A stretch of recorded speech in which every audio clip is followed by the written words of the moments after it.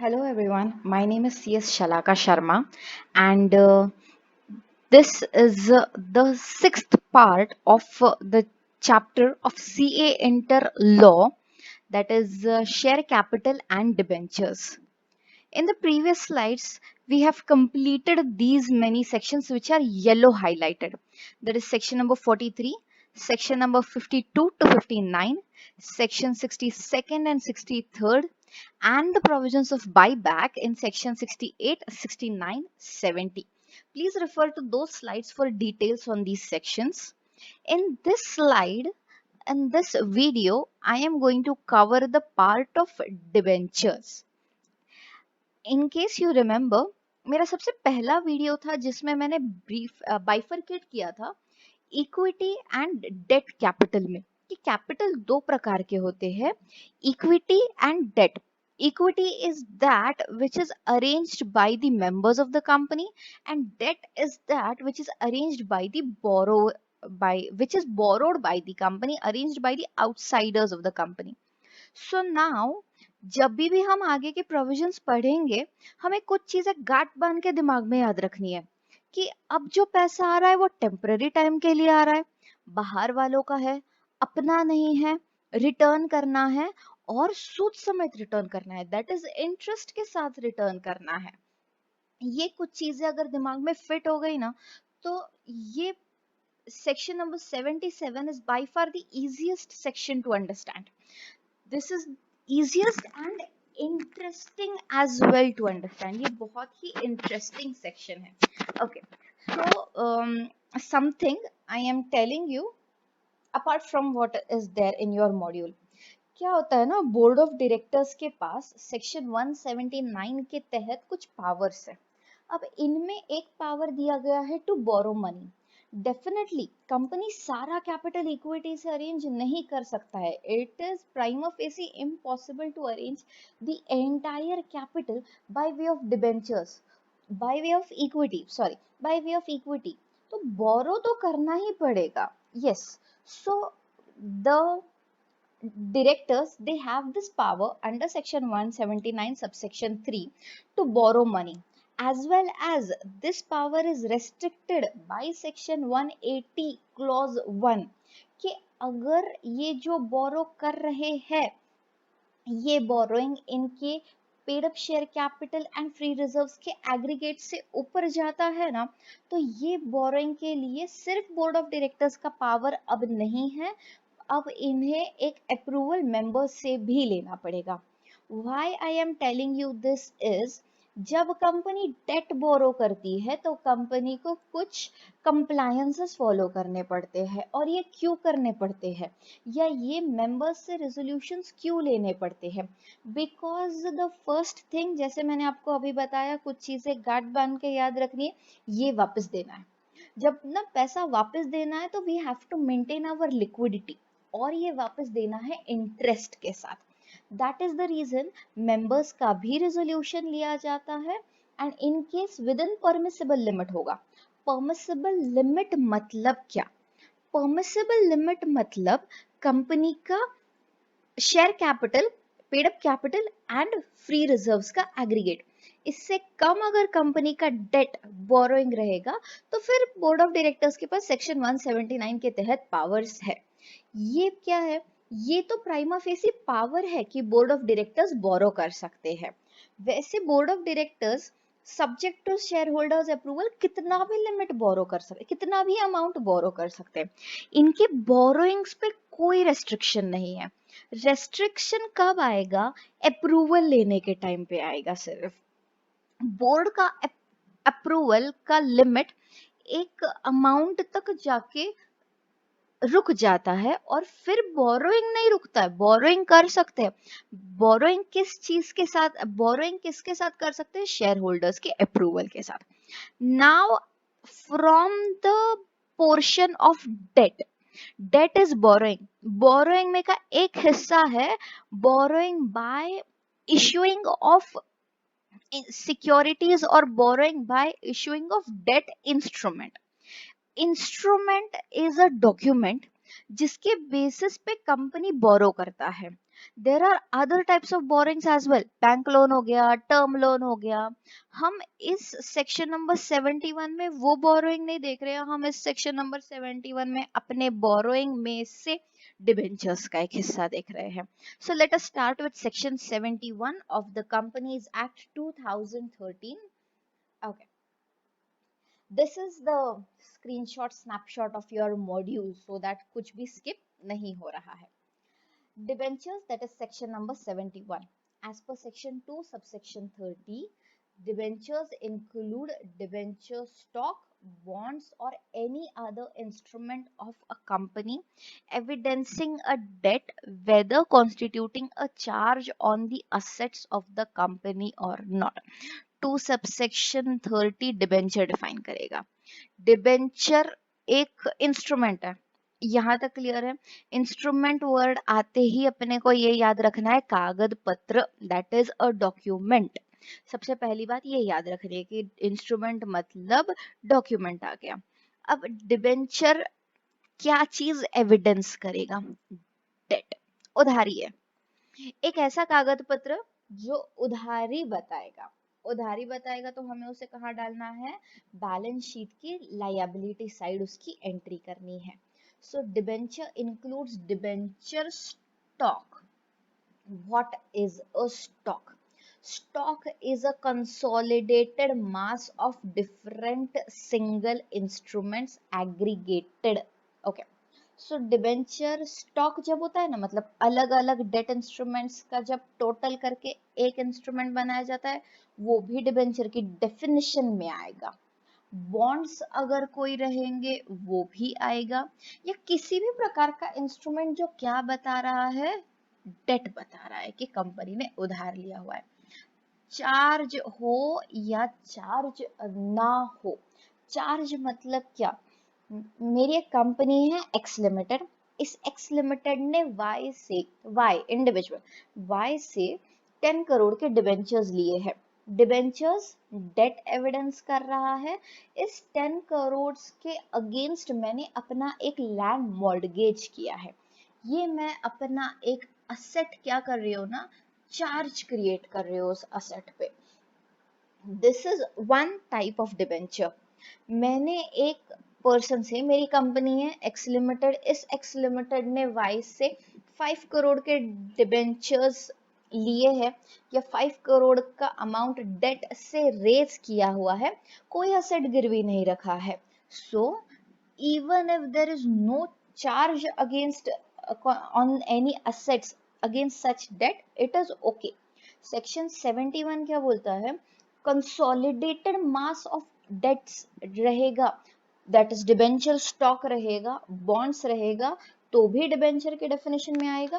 And कोई भी instrument रहेगा जो कि डेट बता रहा है, जिसे देखते ही पता चल रहा है कि कंपनी ने डेट लिया हुआ है, वो अगर चार्ज क्रिएट कर रहा है तो भी डिबेंचर्स है, चार्ज क्रिएट नहीं कर रहा है तो भी डिबेंचर्स है।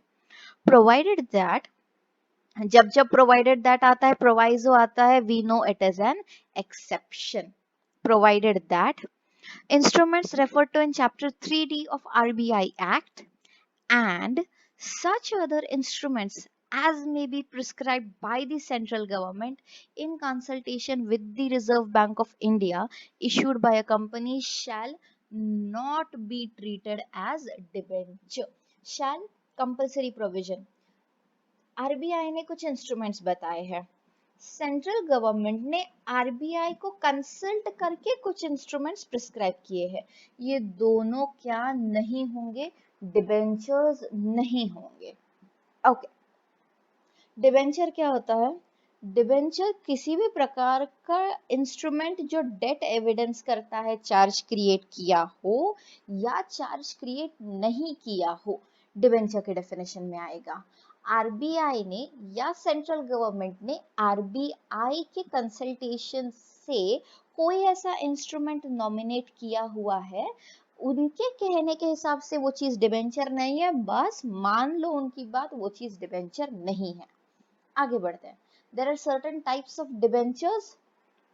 Security, convertibility and redeemability. ये तीन बेसिक कैटेगरीज पे डिबेंचर्स बाइफरकेट किए गए हैं, कैटेगराइज किए गए हैं। Let us see on the next slide we have a table showing these different types of debentures.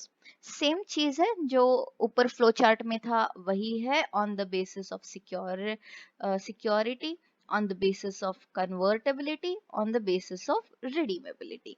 Okay. Security में दो प्रकार के डिबेंचर्स होते हैं, सिक्योर्ड डिबेंचर्स, अनसिक्योर्ड डिबेंचर्स। ऊपर हमने डेफिनेशन देखते टाइम पे देखा था चार्ज क्रिएट कर रहा है या नहीं। चार्ज क्रिएट करना मतलब क्या करना, let's say I have purchased debentures from a company worth ₹5 crore. What if the company fails to repay me that money? I tell the company or I discuss with the company that boss आप अपने इतने assets जो है वो mortgage कीजिए या उसके ऊपर चार्ज क्रिएट कीजिए, so that if the company fails to repay the amount, if the company is not in a position to repay my amount, I can claim those assets कि भैया assets बेचो मेरे को मेरे 5 करोड़ रिटर्न करो। This is called as secured debentures. I am a creditor to the company since I have lent that amount. So when creditors have recourse to the assets of the company to satisfy their claims, जब creditors company के assets को claim करके अपना जो amount है वो recover कर सकते हैं, ऐसे डिबेंचर्स जब कंपनी इशू करती है तब उसे सिक्योर्ड डिबेंचर्स कहा जाएगा। आगे unsecured debentures, as simple as that, where creditors do not have recourse to the assets of the company to satisfy their claims. Next, convertible. हमने कन्वर्ट प्रेफरेंस शेयर्स नाम का एक कंसेप्ट देखा था, that is section number 55।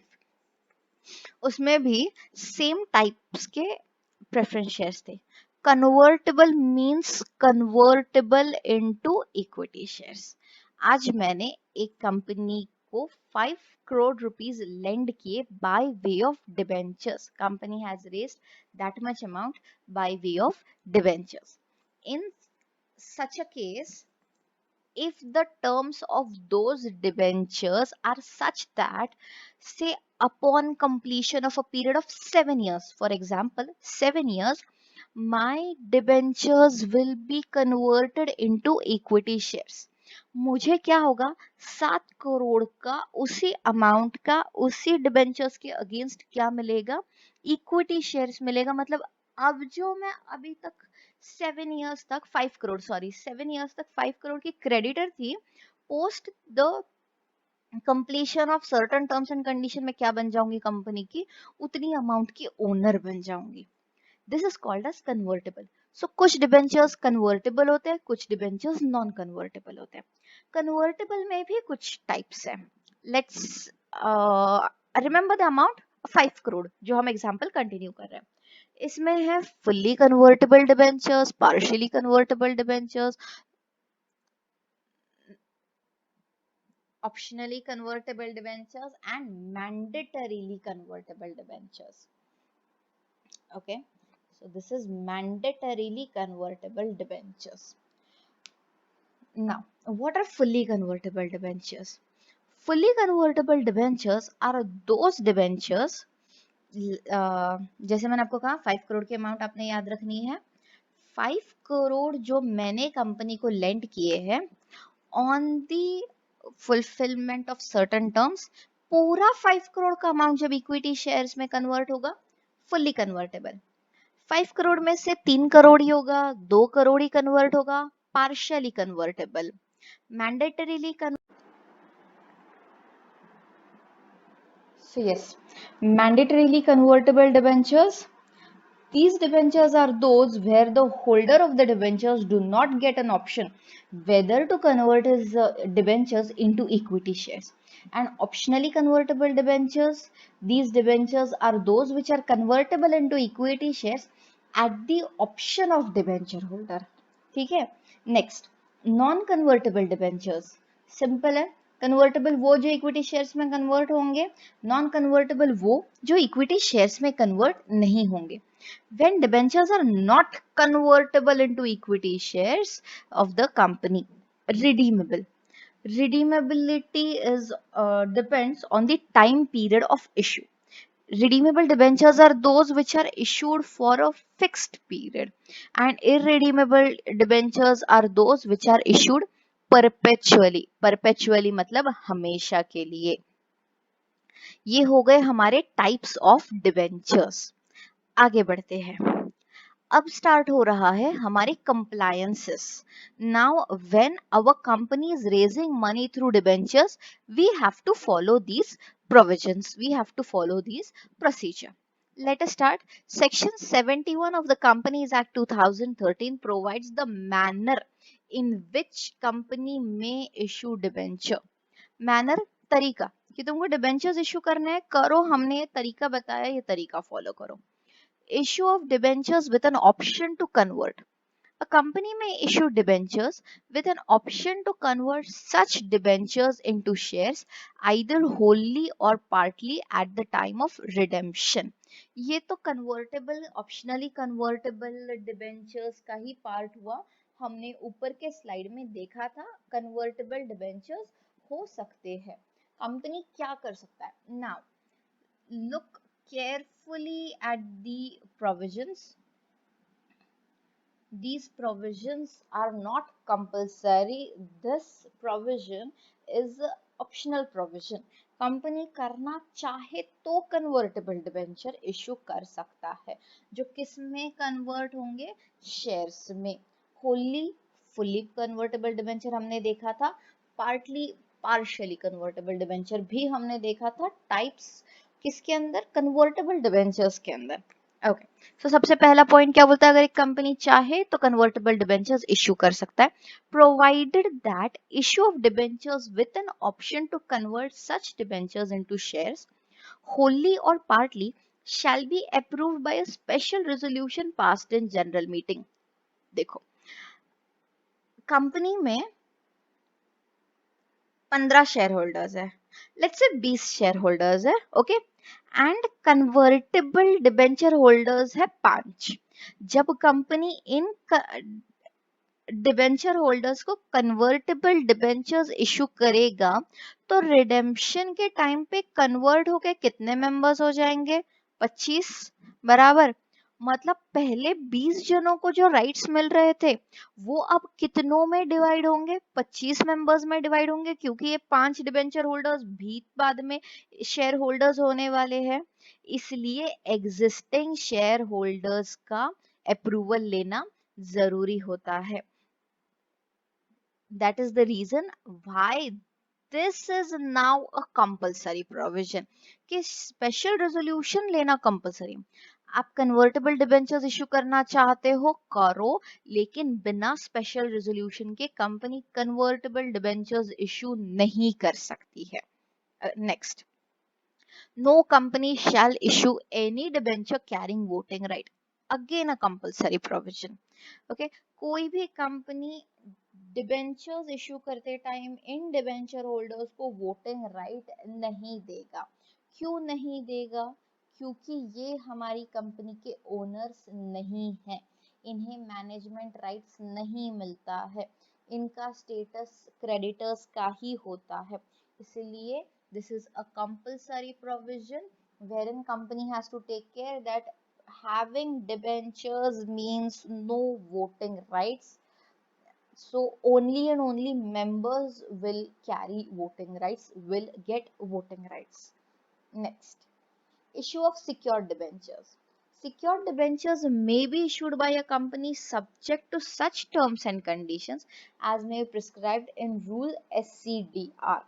Again, may be issued. Company चाहे तो secured debentures issue करो. Secured debentures issue करो मतलब जब डिबेंचर्स इशू कर रहा है तो असेट सिक्योरिटी बोल के दो, असेट सिक्योरिटाइज करो, लेकिन उस टाइम पे कंपनीज एससीडीआर रूल्स फॉलो करना जरूरी है.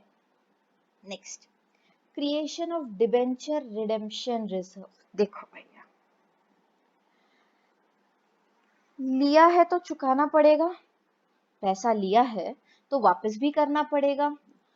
तो हम लोगों को ना पहले से ही बताया जाता है या सिखाया जाता है, कंपनी नहीं इंडिविजुअल्स को बचपन से ही सिखाया जाता है that when we are suppose to return something ना उसका प्रॉपर प्रोविजन करके रखो.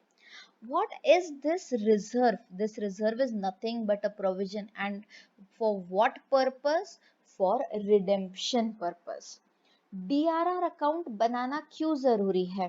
आज डिबेंचर्स लेंगे, कल रिडीम करेंगे, रिडीम करेंगे तो पैसा देना पड़ेगा. ऑल ऑफ अ सडन झटका नहीं लगना चाहिए ना कंपनी को कि इतना पैसा कहाँ से दे रिडेम्पशन के लिए. इसलिए DRR अकाउंट मेंटेन होना जरूरी है. कंपनीज एक्ट मैंडेट करता है कि कंपनी DRR इशू करे. Where debentures are issued by a company under this section, company shall create a debenture redemption reserve account. Company के पास ऑप्शन नहीं है कि DRR मेंटेन करे, क्रिएट करे या नहीं करे. कंपनी को मैंडेटरीली करना पड़ेगा. Out of the profits of the company available for dividend and amount credited to such account shall not be utilized by the company except for redemption of debentures. इस account में पैसा कौन सा जाएगा? जो कंपनी के प्रॉफिट्स है, जो मेंबर्स में डिविडेंड के लिए डिस्ट्रीब्यूट किए जा सकते हैं. एंड मतलब साथ ही साथ क्यूमुलेटिव प्रोसीजर की ये आगे का प्रोविजन भी फॉलो करना है. इस अकाउंट में पैसा एक बार आया, वो रिडेम्पशन के अलावा तुम किसी भी चीज के लिए यूज नहीं कर सकते. शैल है, कंपल्सरीली नहीं यूज कर सकते हो. एक बार आपने DRR बनाया, DRR के अंदर पैसा डाला, वो पैसा सिर्फ और सिर्फ डिबेंचर्स रिडीम करने के लिए ही बाहर निकलेगा. यहाँ तक क्लियर है? आगे, limitation on the issue of prospectus, offer or invitation to the public. No company shall issue a prospectus or make an offer or invitation to its public, to the public or to its members exceeding 500 for the subscription of its debentures unless the company has before such issue or offer appointed one or more debenture trustee and the conditions governing the appointment of such trustee shall be such as may be prescribed. Trustee मतलब वो person जो भरोसेमंद होता है. Okay, इन्होंने किस चीज पे लिमिटेशन डाला है? कंपनी डिबेंचर्स 500 तक ही लोगों को इश्यू कर सकता है? नहीं नहीं, company can issue debentures to people more than 500, but once the subscription or subscribers for debentures exceed 500 na, company has to ensure that it has its debenture trustees in place. Company has to appoint such persons who will act as a link between the company and debenture holders. देखो, 500 debenture holders अगर है तो company 500 लोगों के साथ अपने assets के लिए कैसे कम्युनिकेट करेगा? या अगर इन डिबेंचर होल्डर्स का कंसर्न है तो इतने सारे डिबेंचर होल्डर्स डायरेक्टली कंपनी के साथ अगर बात कर रहे हैं, कंपनी के जो अपॉइंटेड ऑफिसर्स है उनके साथ इस चीज के लिए डिस्कस कर रहे हैं तो कम्बरसम हो जाएगा. आई मीन थोड़ा डिफिकल्ट हो जाएगा. इन सच अ केस कंपनी को ये ध्यान में रखना है कि अगर 500 से ज्यादा डिबेंचर होल्डर्स हो रहे हैं, डिबेंचर ट्रस्टी अपॉइंट कर लो. ओके, आगे, debenture trustee to protect the interest of debenture holder. ये तो डिबेंचर ट्रस्टी का ड्यूटी हो गया. डिबेंचर ट्रस्टी का क्या काम रहेगा? अ debenture trustee shall take steps to protect the interest of debenture holders and redress their grievances in accordance with such rules as may be prescribed. Compulsory provision है. Debenture trustee ने ना इसमें अपना फायदा नहीं देखना है.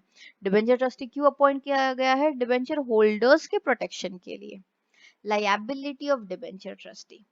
Any provision contained in a trust deed for securing the issue of debentures or in any contract with the debenture holders secured by a trust deed shall be void insofar as it would have the effect of exempting a trustee thereof from or indemnifying him against any liability for breach of trust. This is the important point that we will have to focus on. Breach of trust, where he fails to show the degree of care and due diligence required of him as a trustee, having regard to the provisions of the trust deed, conferring on him any power, authority, or discretion, provided that the liability of the debenture trustee shall be subject to such exemption as may be agreed upon by a majority of debenture holders holding not less than three-fourth in value of the total debentures at a meeting held for that purpose. इसमें दो चीजें हैं. सबसे पहले example समझते हैं. Let's say I am a debenture trustee. Okay, अगर मैं एक डिबेंचर ट्रस्टी हूं and I do not take sufficient care and do not exercise due diligence while performing my functions, that is while protecting the interest of debenture holders, and if in my debenture trust deed there is any provision that will exempt me, मेरे ठीक से ध्यान न देने के वजह से अगर कंपनी या डिबेंचर होल्डर्स को कुछ नुकसान होता है और डिबेंचर ट्रस्ट डीड में ऐसा कुछ क्लॉज है कि मेरे ब्रीच ऑफ ट्रस्ट के वजह से नुकसान हुआ भी, तो भी वो मुझे इंडेमनिफाई करने की जरूरत नहीं है या मैं उससे एग्जेम्प्ट हो रही हूं, तो ऐसा क्लॉज वॉइड रहेगा. वॉइड मतलब होके भी नहीं हो ऐसा रहेगा, एनफोर्सेबल नहीं रहेगा. Let us see once again. अब इस प्रोविजन का मीनिंग देखते हैं. Debenture trust deed, debenture holders होते हैं जो कंपनी में डिबेंचर्स के थ्रू या डिबेंचर्स के नाम से पैसा लेंड करते हैं. और डिबेंचर ट्रस्टी होता है वो पर्सन जिसको कंपनी ने अपॉइंट किया है डिबेंचर होल्डर्स के इंटरेस्ट प्रोटेक्ट करने के लिए.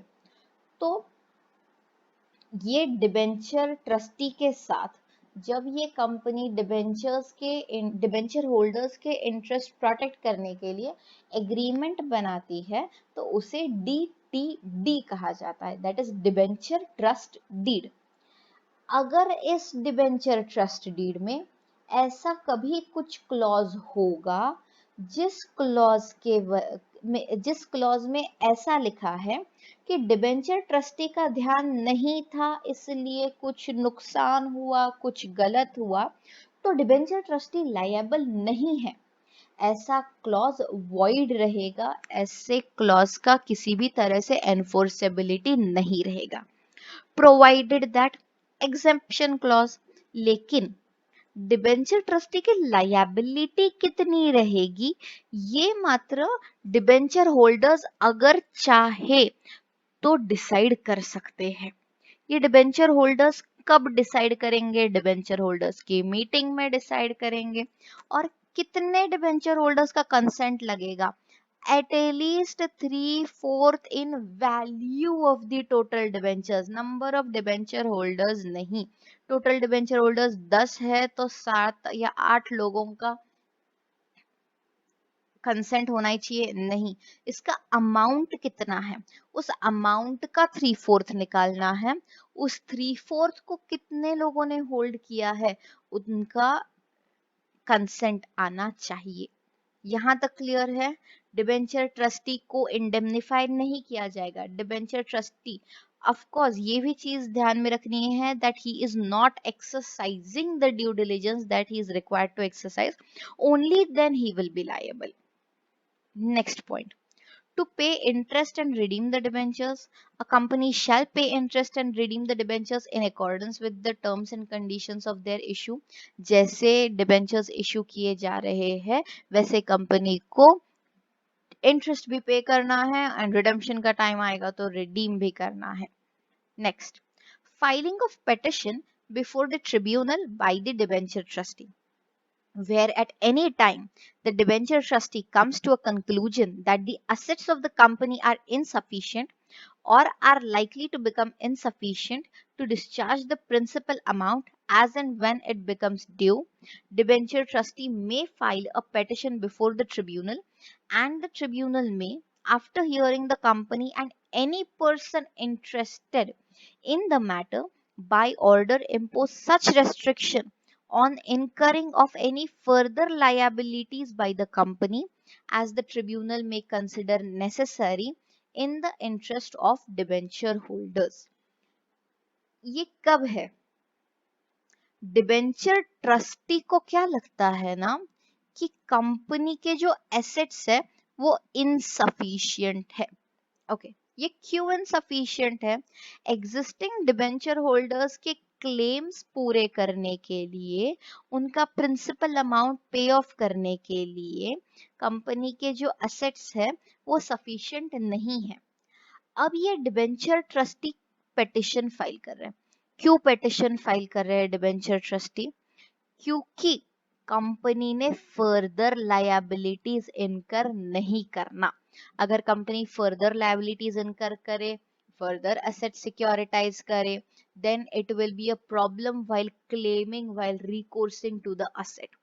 So this filing of petition point says that if the debenture trustees are convinced, are satisfied that the company does not have sufficient asset to pay off the liabilities that are due to the existing debenture holders, then in such case these debenture trustees may file a petition before the tribunal that the company should not incur any further liabilities. Next, on failure to redeem the debentures or to pay interest on the debentures. अगर company debentures नहीं redeem कर पाता है या company लिए हुए debentures पे interest नहीं पे कर पाता है, तब क्या? 9th पॉइंट में ना ड्यू हुआ था, 10th पॉइंट में डिफॉल्ट हो रहा है. Where a company fails to redeem the debentures on the date of their maturity or fails to pay interest on the debentures when it is due, the tribunal may, on the application of any or all of the debenture holders or debenture trustee, and after hearing the parties concerned, direct by order the company to redeem the debentures forthwith on payment of principal and interest due thereon. जहां company debentures नहीं redeem कर पा रहा है या interest नहीं पे कर पा रहा है, वहां मैटर ट्रिब्यूनल के पास जाएगा. डिबेंचर होल्डर्स या डिबेंचर ट्रस्टीज अप्लाई कर सकते हैं ट्रिब्यूनल के पास, और ट्रिब्यूनल्स जितने पार्टीज कंसर्न्ड है सबकी बात सुनेगा. This is the first point everywhere, wherever the word tribunal comes into picture. First point is fair hearing of the parties. Direct by order, और कंपनी को डायरेक्ट करेगा कि प्रिंसिपल अमाउंट पे कीजिए, जो इंटरेस्ट पे करना बनता है उतना पेमेंट कीजिए. Default and compliance of order of the tribunal, मतलब रिडेम्पशन ऑफ डिबेंचर्स तो हो ही नहीं रहा था, इंटरेस्ट पेमेंट हो नहीं रहा था.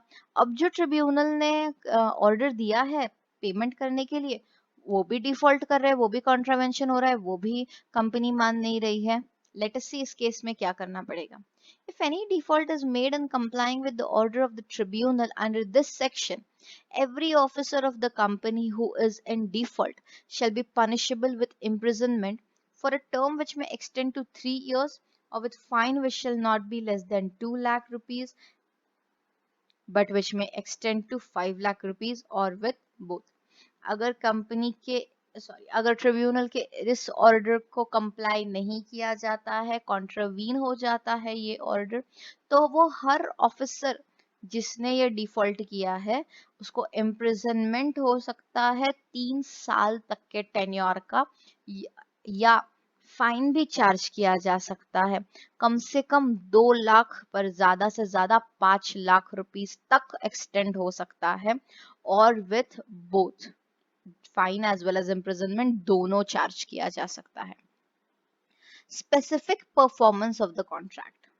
Let us see what is specific performance of the contract. Something specific means which is not general. Specific विशिष्ट कि अगर हमने कोई कॉन्ट्रैक्ट एंटर किया है तो उस कॉन्ट्रैक्ट का एनफोर्समेंट, हमें वो कॉन्ट्रैक्ट में जो प्रॉमिस किया था वो प्रॉमिस फुलफिल करके ही होगा, उसे कहा जाता है specific performance. A contract with the company to take up and pay for debentures of the company may be enforced by a decree for specific performance. मतलब अगर कोई पर्सन कंपनी के साथ कॉन्ट्रैक्ट एंटर कर रहा है कि वो इतने अमाउंट तक के डिबेंचर्स कंपनी को पे करेगा, कंपनी में पे करेगा, ऐसे टाइम पे अगर वो पे नहीं कर पाता है तो कंपनी कोर्ट से decree, that is an enforceable statement, obtain कर सकता है स्पेसिफिक परफॉर्मेंस के लिए कि उतना डिबेंचर्स का अमाउंट पे करना ही है. Procedure to be prescribed by central government. The central government may prescribe the procedure for securing the issue of debentures, the form of debenture trust deed, procedure for the debenture holders to inspect the trust deed and to obtain copies thereof, quantum of debenture redemption reserve required to be created, and such other matters. ये जो procedure to be prescribe by central government होता है, ये कुछ और नहीं पर हमारे कंपनीज एक्ट के साथ जो रूल्स होते हैं ना, वो रूल्स होते हैं. तो कंपनीज एक्ट के जो रूल्स है इस कंसेप्ट से related, those are SCDR rules, that is share capital and debenture rules. And company के शेयर कैपिटल एंड डिबेंचर के रूल्स में डिबेंचर ट्रस्ट डीड का फॉर्मेट क्या हो, कौन सा है, वो बताया गया है. डिबेंचर सिक्योर कैसे करने हैं उसका प्रोसीजर दिया गया है. ट्रस्ट डीड इंस्पेक्ट कैसे करना है उसका प्रोसीजर दिया गया है. ट्रस्ट डीड के कॉपीज कैसे ऑब्टेन करने हैं उसका प्रोसीजर दिया गया है. एंड डिबेंचर रिडेम्पशन रिजर्व, कितना अमाउंट मिनिमम मेंटेन करना है उसका भी प्रोविजन दिया गया है. सी, there is written as per share capital and debenture rules 2014. देखते हैं ये रूल्स में क्या कहा गया है.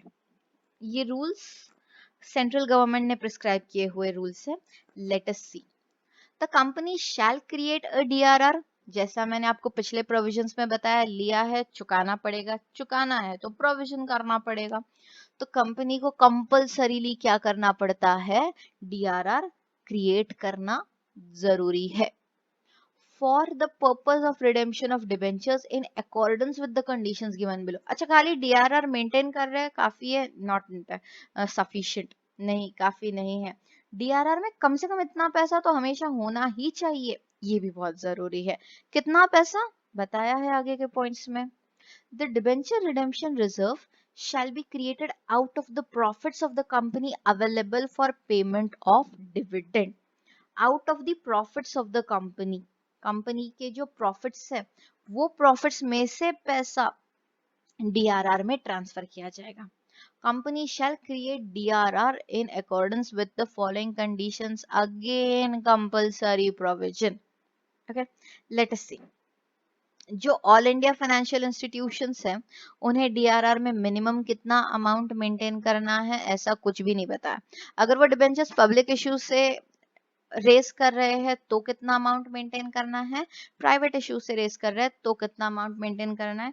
However, there is no limit of minimum amount to be maintained in DRR for AIFI, that is All India Financial Institutions. NBFCs को कितना मेंटेन करना है. If they are issuing debentures by way of private placement, there is no limit. But if they are issuing debentures by way of public issue, 25% of debentures, 25% of debentures का जितना amount बनता है उतना amount DRR में maintain होना चाहिए. And इसके अलावा अदर कंपनीज हैं, पब्लिक इशू हो या प्राइवेट प्लेसमेंट हो, 25% of the debentures amount maintain होना जरूरी है. Also company shall on or before the 30th day of April in each year deposit minimum 15% of the amount of its debentures maturing during the year in any one or more of the following methods. जो आपका 25% DRR में है ना, इस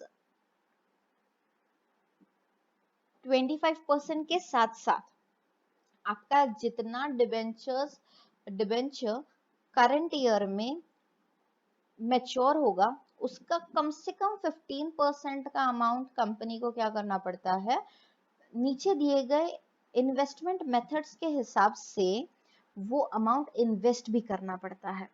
कहाँ कहाँ कर सकते हैं? शेड्यूल्ड बैंक डिपॉजिट्स में कर सकते हैं, सेंट्रल गवर्नमेंट या स्टेट गवर्नमेंट के सिक्योरिटीज में कर सकते हैं, या इंडियन ट्रस्ट एक्ट के सेक्शन 20 में जो सिक्योरिटीज दिए हैं उन सिक्योरिटीज में भी इन्वेस्टमेंट कर सकते हैं। Above investments cannot be charged for securing any loan, etc. Also, it should be used only for redemption of debentures. Yes, ये अमाउंट में डेट के डिबेंचर्स के अलावा दूसरा कोई लोन सिक्योर करना अलाउड नहीं है। ये अमाउंट जो आप इन्वेस्ट कर रहे हो वो अमाउंट भी आप सिर्फ एक ही चीज के लिए वापर सकते हो, वो है डिबेंचर्स रिडेम्पशन के लिए। Also, it should not at any time fall below 15% of the amount of the debentures maturing during the year ending on 31st March of that year. Year ending मतलब मैं जब इस साल में इन्वेस्टमेंट कर रही हूँ ना, वो मैं किसके लिए कर रही हूँ? Let's say this is going on April 20 to March 21 का ईयर है। मैंने इस साल में 15% इन्वेस्टमेंट किया, वो अमाउंट 15% किसका है? वो सारे डिबेंचर्स जो 31 मार्च 2021 के बाद में आने वाले साल में, मतलब 21-22 में जो डिबेंचर्स मैच्योर होने वाले हैं और मुझे उसका रिडेम्पशन करना है, उन अमाउंट का 15% मैं ये साल में इन्वेस्टमेंट कर रही हूँ। In case of partly convertible debenture, DRR shall be created in respect of non-convertible portion of debenture. Convertible है वो तो इक्विटी शेयर्स में चला जाएगा, आपको उतना अमाउंट वापस नहीं करना है, तो आपको DRR के लिए कौन सा अमाउंट लेना है? जब आप परसेंटेज ऑफ डिबेंचर्स ले रहे हो तो आपको सिर्फ उतना ही अमाउंट लेना है जितना नॉन कन्वर्टेबल है। लेट्स से मैंने कंपनी के को डिबेंचर्स के थ्रू पैसा दिया है 5 करोड़ एंड उसमें से 3 करोड़ कन्वर्टेबल है, 2 करोड़ नॉन कन्वर्टेबल है। तो जब आप DRR मेंटेन कर रहे हो तो आपको सिर्फ 2 करोड़ का ही प्रोविजन या 2 करोड़ के लिए ही उतना पैसा ही मेंटेन करना है, 2 करोड़ के हिसाब से ही आपको 25% लेना है। So this is section number 71 which briefly tells us that debentures क्या होते हैं, कौन से अलग टाइप के डिबेंचर्स होते हैं, डिबेंचर्स इशू करते टाइम हमें क्या क्या चीजों का खास ख्याल रखना है, डिबेंचर ट्रस्टी कौन होता है, डिबेंचर ट्रस्टी कब अपॉइंट किया जाएगा, डिबेंचर ट्रस्टी का क्या काम होता है, डिबेंचर ट्रस्टी कभी लायबल हो सकता है क्या, और कंपनी की क्या क्या ड्यूटीज है डिबेंचर होल्डर्स के इंटरेस्ट प्रोटेक्ट करते time, and debenture redemption reserve कैसे मेंटेन करना है। That is section number 71, and on this section number 71 if you have any queries, any questions, I'll be glad to answer. Thank you.